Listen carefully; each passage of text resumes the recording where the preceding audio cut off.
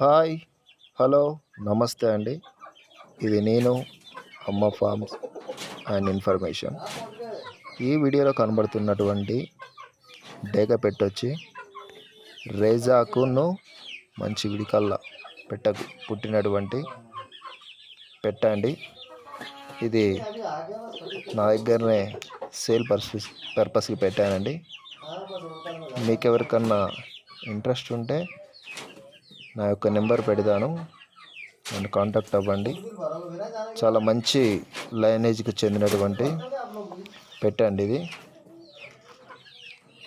ఇది నేను కొన్ని కారణాల వల్ల అమ్మేస్తున్నాను.